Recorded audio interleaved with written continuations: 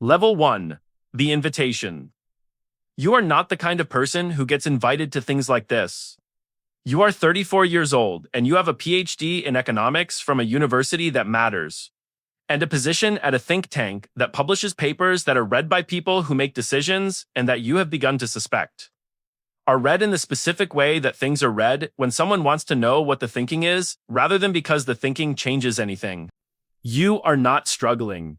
You are not desperate. You are something more uncomfortable than desperate. You are irrelevant.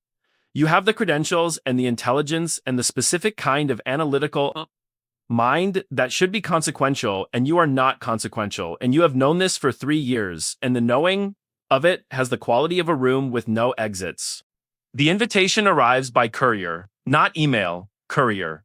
A person comes to your office and hands you an envelope and leaves without waiting for a response, which means the leaving was planned, which means the timing of the leaving was not accidental. Inside is a card. Heavy stock, no logo, no letterhead. It says, "The World Economic Forum invites you to participate in a preparatory dialogue for the annual meeting in Davos. Your work on systemic economic transition has been noted by members of our Global Agenda Council. Travel and accommodation will be arranged. Discretion is appreciated." You read it twice, then you read the last sentence again. Discretion is appreciated. Not requested, not required. Appreciated. The word is doing something that words in formal invitations do not usually do. It is communicating that the people who sent this know that discretion is a choice, and that choices have consequences, and that the word appreciated is a way of saying that the consequence of discretion will be positive without saying so directly. You go, of course you go. The alternative is the room with no exits. Level 2. The dialogue. Davos in January is a town that has been transformed by the presence of people who transform things. The streets are clean in the specific way of streets that have been cleaned for people who expect cleanliness. The security is present in the specific way of security that is professional enough to be invisible unless you know what to look for. And you are beginning to know what to look for. Your badge grants you access to certain buildings and certain floors and certain sessions, and the architecture of the access, what it includes and what it excludes, is itself a communication about where you are in a structure you have not yet been shown. The preparatory dialogue is a room of 14 people. You recognize 6 of them. Former ministers, a central bank governor, 2 CEOs whose companies are not companies in the ordinary sense, but infrastructure. The kind of businesses whose decisions are felt by people who have never heard the company's name. They are polite, they are precise, they ask questions that seem like contributions to the discussion and that are actually assessments. You understand this because you have spent your career in rooms where questions are assessments. And you have always been better at noticing the assessment than at passing it. You pass it, the session ends. A man approaches you, not one of the recognized faces, someone adjacent to them, the kind of person who exists in the orbit of consequential people and whose adjacency is itself a form of consequence. He tells you that your contribution was noted. He tells you that there is a dinner this evening and that your name has been added to the list. He gives you a room number and a time. He does not give you his name. The dinner is 14 people in a private room in a hotel whose lobby you walked through without knowing it was the hotel. The conversation at this dinner is different from the conversation in the dialogue. The dialogue was about policy. The dinner is about something that policy is the surface of. You listen more than you speak. This is correct. You understand instinctively that this is correct. That the value you bring to this room is not your opinions, but your ability to receive information and process it and return it in a form that is useful to the people giving it. You are being evaluated as an instrument. You are precise enough to recognize this and disciplined enough not to resent it. You fly home with a card, a different card from a different person, a phone number and 3 words. We will call, they call 6 weeks later. Level 3. The Council. 2 years in. You are on the Global Agenda Council for Economic Systems Transition. The title is real. It appears on the WEF website. The work is real. Papers, sessions, recommendations that feed into policy conversations at the level of governments and central banks and international institutions. The work is also the surface of something else, and the something else is what the 2 years have been teaching you in the specific way of a curriculum that is never announced. The curriculum is this.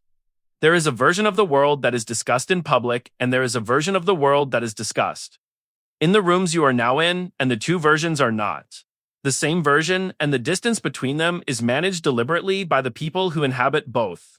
You draft a paper on digital currency transition. The paper is published, it is cited. It influences a working group at a major central bank.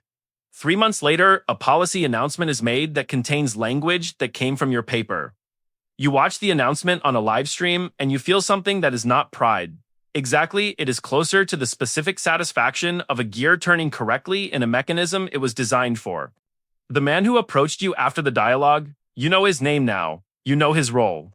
You know the specific position he occupies in the structure that you have been mapping for 2 years, calls you into a meeting that is not on any calendar.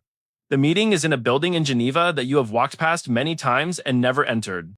The building has a name, but the name is a holding company. And the holding company holds other companies, and the structure of the holding is designed for the same reason. All structures in this world are designed to make the center invisible from the outside.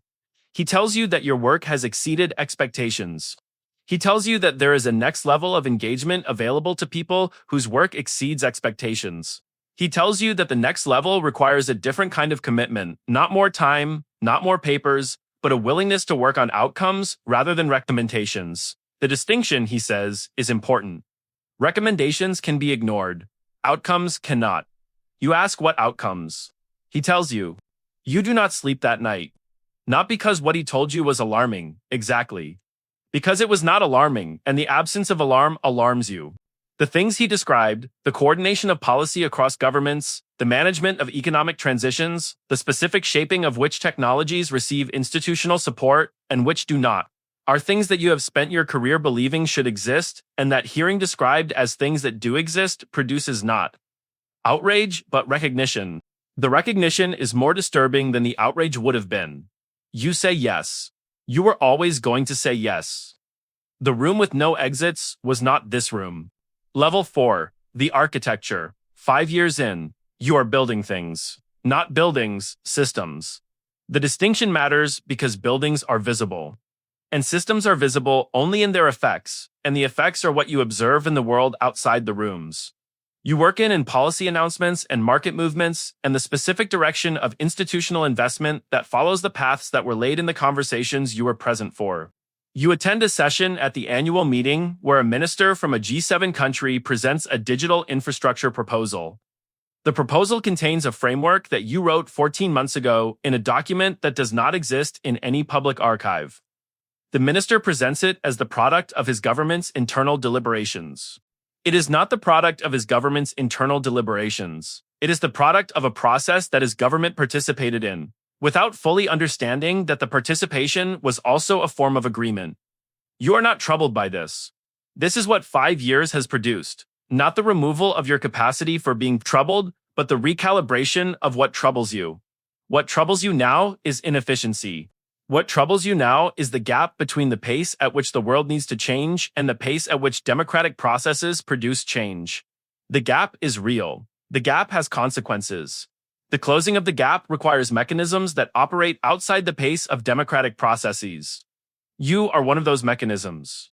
There are 47 people in the world who know the specific version of what you know, not the public version. Anyone can know the public version.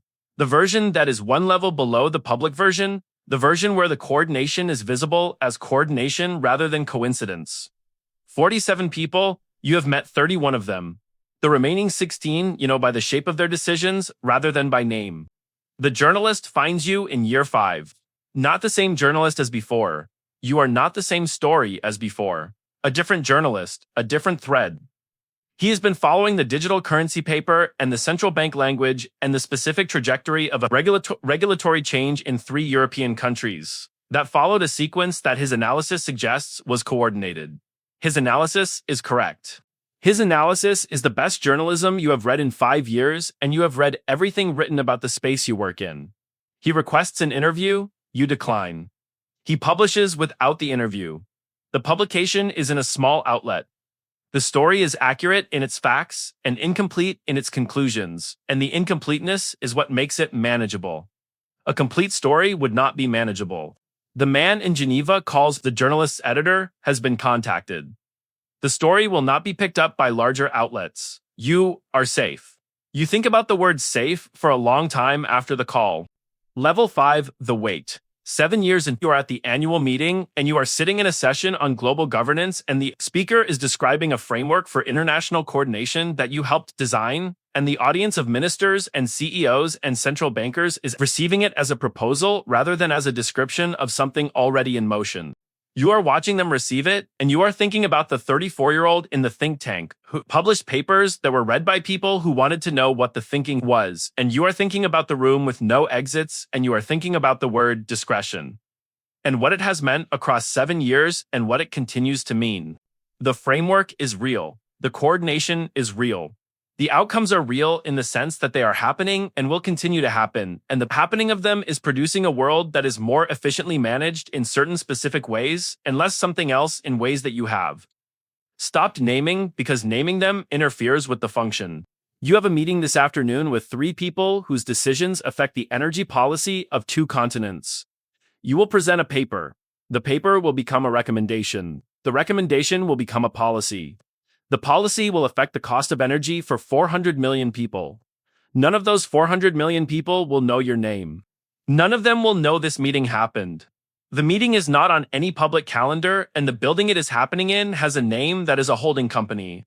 The journalist's story ran in a small outlet. It was not picked up. You are safe. You think about the word safe. Again. Somewhere, right now, a researcher is publishing a paper that is being read by someone who wants to know what the thinking is. The paper is good. The researcher is frustrated by the gap between the quality of the thinking and the scale of its consequence. The thinking is reaching people who make decisions. The decisions are not changing. An invitation is being prepared. Heavy stock, no logo, no letterhead. The last sentence will say, discretion is appreciated. The researcher will read it twice. Then they will read the last sentence again. They will go, of course they will go. The room with no exits is always the room that sends people through the door. The cycle continues. It has always continued. It requires only that there are always people who are consequential enough to be useful and frustrated enough to say yes.